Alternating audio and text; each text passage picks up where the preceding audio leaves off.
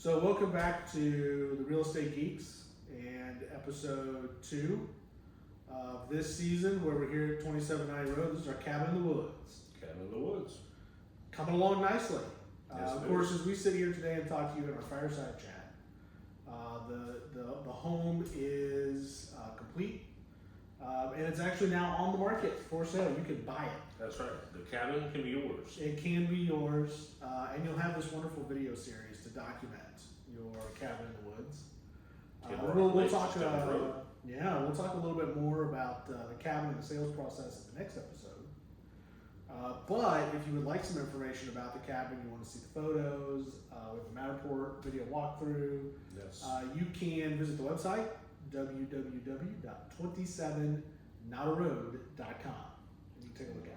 Not a road. It is in fact not a road. It is a lane. It is a lane. Yes. It is a lane, and I don't know who came up with that name. I have wanted to research. If anybody knows out there in Facebook land, if you know where Not a Road came from, if you know why was it named Not a Road? Was it just they ran out of names and they said, well, it's a lane, let's call it Not a Road? I like it. I don't know the history behind it, but I do like it. You know, the possibilities are endless. It's They true. really are. But in this episode, we're going to kick it off talking about some of the things that we've done since we basically did the initial demolition. So we pulled everything out of the house that we didn't want in here, Got to get the old out to put the new in. which we kept nothing. Nothing was kept. Very little. Oh, the logs. The logs are, let me tell you, this is a legitimate, real cut log cabin. Built in the 1970s, mid 1970s. All of these logs were trucked in, cut on site specifically for this house. So this wasn't a kit or something like that. No. And these logs are not just for looks, they're real. And that's pretty rare around here. That's true. We've seen a few log cabins, but most of them, when you get there, you figure out pretty quick that it's log siding. Log siding, yes. And that might be real, but when you get inside, it's all stick framed on the inside of the logs, and that's not the case here. These are the real deal Oldfield. Mm-hmm. Yeah. For sure. So, doors, windows Doors and windows. are in. That was tough. Yeah. And we had a lot going on the exterior. True. With the board and bat and some of the techniques to keep the coolness of the or nostalgia, maybe you would say, of the log cabin, but also a few kind of cottage type touches to not necessarily modernize it, but just give it a little more visual interest, and it really came out to be a very Yeah, we cute did. project. I'll tell you what I like is we did the synthetic shake shingles. Yes. And you know, the whole point of what we did on the exterior of the house was to make it low maintenance. True. It's board and batten, but it is LP smart siding. Mm-hmm. We did paint it to match, but it really shouldn't need any more than touch-ups for a very long time. And the LP itself probably will outlive all of us. And that includes the shake shingle as all LP too. Yeah, it's a good product. I'll tell you the thing that we spent a lot of time going back and forth on, that was paint colors. True. Paint colors. There's a million shades of white, tan, cream. You wouldn't think there are, but there are. Boy, we went through I don't know how many greens, Yes. and we ended up with a green that is reminiscent of kind of a seafoam green, Yeah. but it's darker. Yeah. I think it's a really great look for the cottage in the woods. And then browns, I don't know how many browns we had to mix to get that. We wanted to get the same tone as the log, but of course the logs are stained. Right. They're not painted. But we wanted to get the same look on that board and batten.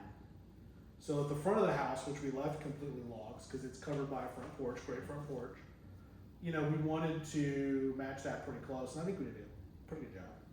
Yeah, I think it worked out very well, and that's the thing about the green. So many times you see folks, and for all the people that love this color green, there's going to be some that say, why is that lighter, why is that darker? Our main goal was we didn't want to go with that dark forest green you see so many times and have this kind of overall just one dark color after another. Yeah. That's It's a why- highlight more than anything. Exactly, just kind of that visual pop to bring it out and to keep, like Brad said, that cottage feel. I think it turned out very well. Looking at the surroundings as I look out the front window now, I think it worked very well. I do too. You know, Ken, I've recently felt that there's a serious lack of movies about real estate coming out of Hollywood. I agree. What's your favorite movie about real estate?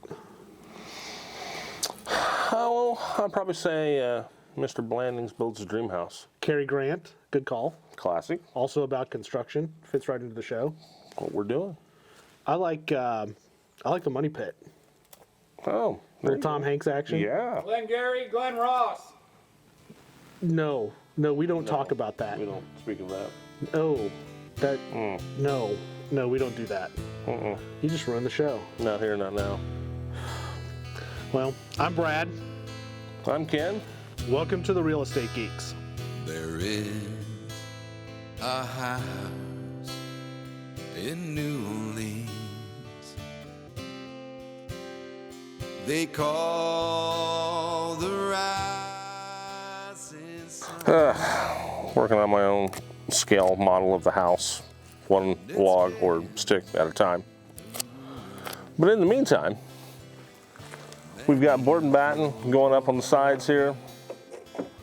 Windows are all trimmed out, new windows are in. We've got a staggered shake shingle in the eave portion. And over here we've got Ryan putting the finishing touches on the trim board there. This will all be painted to match once it's done. And then all three sides of the cabinet except for the front will look the same. So here we are on the south side of the house. Unlike the north side, you can see we don't have any shake shingle up yet. We don't have our windows trimmed out yet. Why? Because we can't get the supplies. That's right. In this day and age, we're waiting on our supplier to bring in these products so that we can get them installed, which is what's delaying the project. Another delay we have is HVAC. As you can see, our old HVAC is still sitting in the yard. Well, why? Because we can't get the materials to finish running the lines for the HVAC system. So we're on a delay right now, probably for another month, just waiting for these supplies to come in. That's part of flipping houses. As you can see, we've demoed the interior, including the living room. And the kitchen. Glenn Gary, Glenn Ross. And the laundry. He's satisfied. And the master bedroom. And the master bathroom. He's on the trunk. And this room. Oh, mother. And this room. Who are these guys kidding? I did all the work. Glenn Gary, Glenn Ross. Exactly. Not to do Put that coffee down. Coffee is for closers. And on that note, join us next time, if there is a next time, assuming our materials come in on the Real Estate Geeks. Hey, I made you one too. Oh, thanks. So some of the other things that we had to do inside, so we got our HVAC in Yes. 4 months later, and that gave us the ability to move inside, start working on bringing everything in that we wanted in here. So we took everything out, and now we got to bring everything back in. And that prep work was pretty extensive. If you look at some of the photos and the pictures that you've seen throughout the episode, you would notice, for example, in the kitchen there was a big island, big bar Very large. sticking out, peninsula sticking out. We took all that out. It had a header, and what we found was two things. One, the second floor, the ceilings in the second floor up here, so basically what's above us right here, is all steel braced. The whole entire length of the house. That's a good thing. My gosh, talk about overbuilt. So But it also, the drywall was going on 40 years old. And it wasn't the kind of the quality of the drywall that we use today. It wasn't bad, but we could do but better. it was 40-year-old. Yeah. So we pull all that down, all the ceilings are all new. All the drywall on the ceilings is all new. And we had to pull that peninsula out anyway. We took all that out. And it just made more sense to just redo the whole ceiling. That allowed us to rewire. We did all the lighting. One of the things I really liked about this house when we did that was all of the lighting in here is all LED. Mm-hmm. So again, low energy use. True. And Yeah. by pulling that peninsula out, the nice thing with that is, I was concerned, from the get-go about losing cabinet space and things like that. Really, it was a double win because there is an abundance of cabinets, and you don't have that bar interrupting your space. So basically now, you can configure this room in your kitchen And your yeah, dining the main room living area is huge. however you want. Yeah, it's all one big room down on the first floor, which is great. And I liked that really when we looked at it, we got the same, and we maybe even added a little bit of cabinet space and drawer space especially Possible. because we organized it better. Yes. Where they had it set up before was real chopped up. Yeah, this is a far more usable space. Oh yeah, absolutely. So that was some of the best things that we got to do on the first floor that kind of helped the look and feel. The egregious part that took the most effort and you don't see is the fact that we also redid all the floors down here, all the subfloor.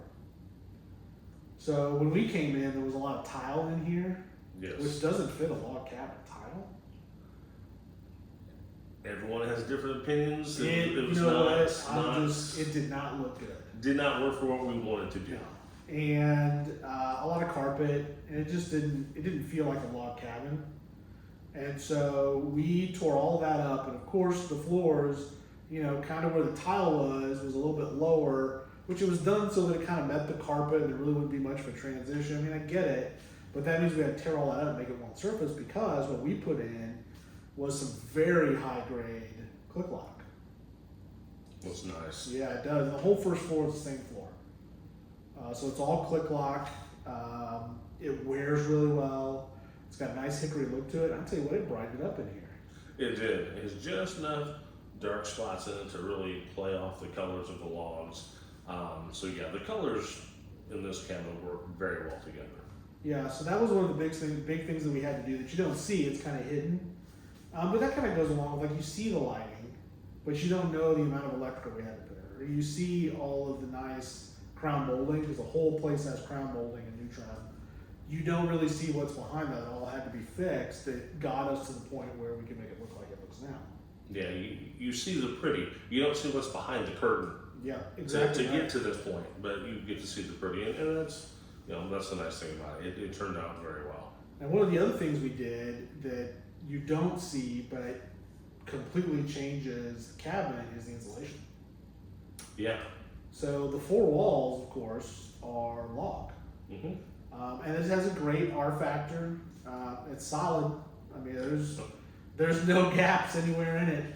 And trust me, we checked, and if there was even the slightest bit of need for it, we caulked it. There's a special caulk that you use for logs that just help seal them and make sure that there's no where logs meet, there's no gap or anything. And we redid all of that. And what else did we do? So all the attic spaces were all the old insulation, bad insulation came out. That's all foam insulated now. Yeah. And then one thing I think that really helped in general was we went into the crawl space and we tore everything out. All the plumbing's new. We did all of that. There's a lot of work out there, yes. And we encapsulated the crawl space. Mm-hmm. So one, there's no air or moisture or anything coming up from the crawl space. There's vents for it to vent, outside of it. It doesn't come up into the house. So no musty crawl space-ish smell. And it keeps critters out, which is great.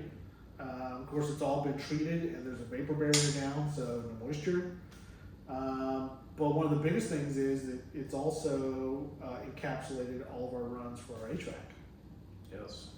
And so what that means is the average electric bill here, we've gotten a couple of $50 ones. Mm-hmm. I think the highest one we had was in like the May, June, July kind of lead into the summer when it was so hot. But we also at that time were doing a lot of like drywall work. We were doing a lot of work with the countertops. Power tools going. Power tools going. The doors had to stay open for some of that, but we had to keep the HVAC on. And that bill was like $120. Yeah, the electric bills have been surprisingly low. You know, it just goes back to LED lighting. Everything is energy efficient. The HVAC system is brand new, which is more energy efficient. You know, all the LED lighting and all of the insulation, you're gonna have pretty low electric bills, which I think is great. Well, it goes to show you that it is worth putting a little extra thought into that eco-friendly energy efficiency. Oh, And absolutely. you see it, you really can see it in the dollars and cents. Yeah, absolutely. All right, that's it for this episode. So episode 3, we're gonna bring it all together. Just like it should be. We got a finished product. That's it. All right, see you in episode 3. Number 3.